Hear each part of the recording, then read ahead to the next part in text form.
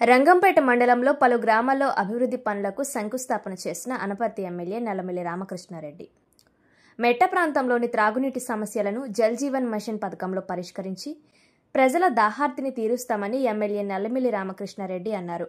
రంగంపేట, మర్రిపూడి, కోటపాడు, ముకుందవరం, సుభద్రంపేటలో 2 కోట్లతో నిర్మించిన మంచినీటి పథకం పనులు, 68 లక్షలతో రోడ్డు పనులకు ఆయన శ్రీకారం చుట్టారు. ఈ కార్యక్రమంలో జిల్లా టీడీపీ ప్రధాన కార్యదర్శి ఆళ్ల గోవిందు, జెడ్పీటీసీ పేపకాయల రాంబాబు, టీడీపీ రాష్ట్ర లీగల్ సెల్ కార్యదర్శి నీలపాల త్రిమూర్తులు, రాష్ట్ర టీఎన్టీయూసీ ఉపాధ్యక్షులు ఉద్దండరావు శ్రీనివాసరావు, మండల టీడీపీ అధ్యక్షులు ఎలుగుబంటి సత్యబాబు, బీజేపీ పార్టీ మండల అధ్యక్షులు మైలవరపు సాయిరాం, జనసేన పార్టీ మండల అధ్యక్షులు గిరిజాల సత్యబాబు, జగ్గంపేట మార్కెట్ మాజీ vice chairman Adabala Venkatrao, ZP cooption member Lanka Chandranna, Rangampeta గ్రామ సర్పంచ్ బల్లిరెడ్డి దుర్గారావు, కూటమి నాయకులు తదితరులు పాల్గొన్నారు.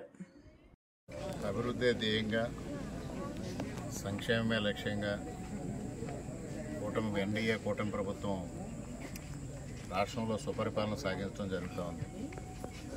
ముఖ్యంగా ఇటీవల ఈ సంవత్సర కాలంలో అభివృద్ధి ఏ విధంగా అడుగులు వేస్తూ ఉందో ఇవాళ ప్రజానీకం అంతా గమనిస్తూ ఉన్నారు. అదేవిధంగా సంక్షేమం గురించి వైఎస్ఆర్సీపీ నాయకులు అనేక కుహన విమర్శలు చేయడం జరిగింది. ఒకే ఒక్కటి మొన్నటి రోజున 12వ తేదీన ఏదైతే తల్లికి వందనం కార్యక్రమం ఈ రాష్ట్రంలో అమలు చేశారో 67 లక్షల మంది లబ్ధిదారులకి 10,000 కోట్లు లబ్ధి ఒకే ఒక్క రోజున అందించడం జరిగింది. గత ప్రభుత్వంలో 42 లక్షల మంది లబ్ధిదారులకి 5,000 కోట్లు అందించేవారు. ఇవాళ 25 లక్షల మంది లబ్ధిదారులు పెరగడమే కాకుండా ఇవాళ ఎంతమంది బిడ్డలు ఉంటే ఒక తల్లికి అంతమందికి లబ్ధి చేకూర్చిన ఘనత కూటమి ప్రభుత్వాన్ని.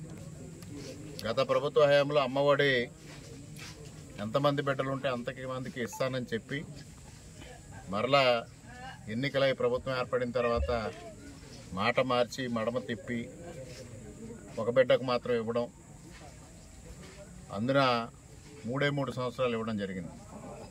ఒక సంవత్సరం 15,000, ఒక సంవత్సరం 14,000, ఒక సంవత్సరం 13,000. 4వ సంవత్సరంలో పూర్తిగా నిర్వీర్యం చేసేసిన పరిస్థితిని చూసాం. ఇవాళ ఆ విధంగా కాదు. అదేవిధంగా పెన్షన్ విషయంలో తీసుకుంటే ఏ విధంగా జరిగిందో మీరంతా చూశారు. 4,000 రూపాయలు చేస్తూ ఉన్నారు.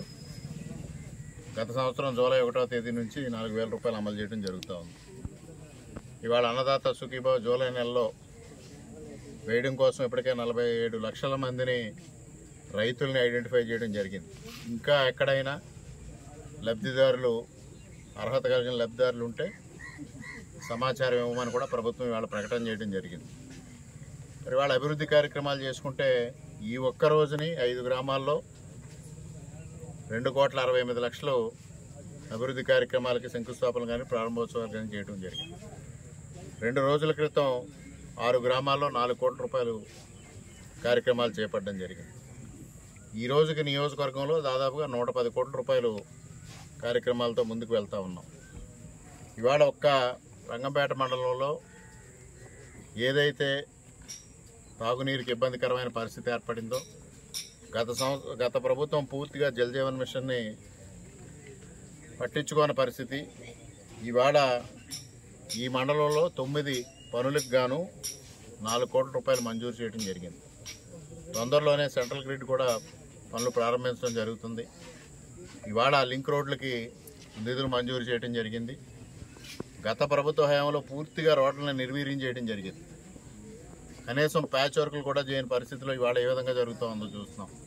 ఇవాళ రంగంపేట మండలానికి సంబంధించి ప్రధానంగా ఏడీబీ రోడ్డు ఏ విధంగా జరుగుతూ ఉందో, గండేపల్లి రంగంపేట రోడ్డుని పూర్తిగా ఆ రోజు మేము నిధులు మంజూరు చేస్తే దాన్ని పూర్తి చేయకుండా అధ్వానంగా తయారు చేయడం జరిగింది. ఇవాళ 2,20,00,000 ఇవ్వడం జరిగింది. అదేవిధంగా మర్రిపూడి, రాయభూపాలపట్నం దానికి 1 కోటి రూపాయలు ఇవ్వడం ఆ రోజు ఇచ్చాం, దాన్ని రద్దుపరిచారు, ఇవాళ ఇచ్చాం. అదేవిధంగా అనేక లింక్ రోడ్లు నియోజకవర్గంలో కానీ మండలంలో కానీ చేయడం జరుగుతుంది. ఇవాళ అభివృద్ధిని సంక్షేమాన్ని జోడెద్దులుగా భావించి వాళ్ళ ప్రభుత్వం ముందుకెళ్తా ఉంది. వైఎస్ఆర్సీపీ నాయకులు ఇప్పటికైనా గ్రహించాలి. చౌకబారు విమర్శలు మాని నిర్మాణాత్మకమైన విమర్శలు చెయ్యండి, వాటిని తప్పనిసరిగా స్వీకరిస్తాం.